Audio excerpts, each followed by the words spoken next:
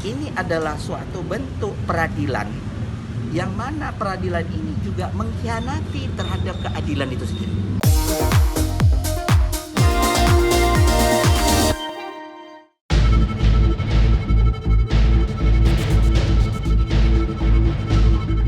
Ya, pertama saya ucapkan kami juga bersyukur bahwa satu babak daripada proses persidangan ini sudah selesai, diputus, walaupun hasilnya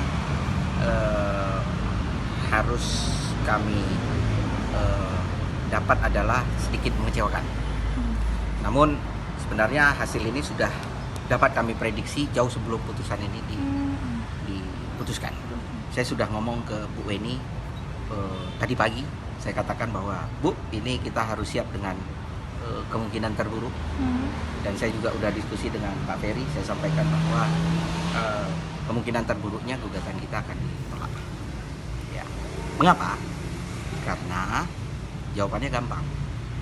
Setiap permohonan tes DNA yang kami ajukan itu selalu ditolak.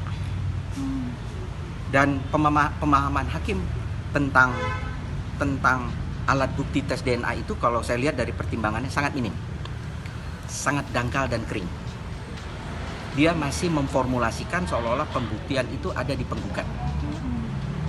Itu memang betul ada, tapi hanya pada perkara-perkara yang sifatnya bukti itu bersifat bukti positif. Tes DNA itu selalu menjadi ujung tombak pembuktian yang sifatnya primer. Ya. Nah, karena bukti primer ini yang sedari awal kita sudah mengajukan permohonan tes DNA ini berkali-kali, lebih dari 2 kali. Saya ajukan, tidak dipenuhi, saya ajukan lagi, hakim mengatakan tidak ada di dalam mekanisme hukum acaranya. Terus saya sampaikan bahwa ini buktinya ada, hakim mengatakan bahwa itu tidak perlu dari hakim.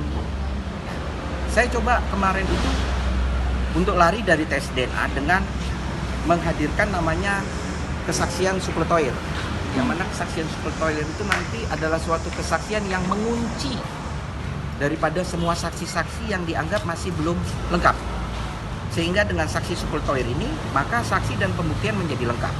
Tapi juga ditolak sama hakim. Sehingga atas 2 dasar penolakan itu menjadi perkara ini tidak terpecahkan. Karena pemecahan dari perkara ini hanya tes DNA, yang apabila si Reski tidak mau juga melakukan tes DNA, maka akan membangun keyakinan hakim. Lu sudah gue suruh tes DNA, tapi nggak mau. Berarti lu mau menghindari tes DNA ini, akibat lu nanti akan ketahuan jati diri. Maka persangkaan hakim akan semakin kuat untuk menyatakan bahwa benar nih anak. Nah, tapi itu yang dimanfaatkan oleh mereka. Kemenangan ini, kemenangan yang ada di pihak, kekalahan yang ada di kami ini semata-mata adalah kekalahan yang mana kehendak daripada kami untuk menghadirkan bukti negatif dan sifatnya primer itu tidak kunjung dipenuhi.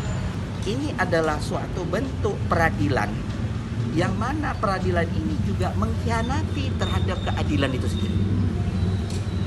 Pak, mungkin langkah hukum ke depannya seperti apa, Bang? Apakah akan mengajukan banding atau gimana? Saya akan mengajukan banding dan saya akan meminta juga kepada pengadilan tinggi untuk kembali memeriksa ulang perkara ini serta menetapkan kepada Pengadilan Negeri Tangerang untuk mengeluarkan penetapan tes DNA. Hanya itu yang saya punya. Saya tidak punya yang lain.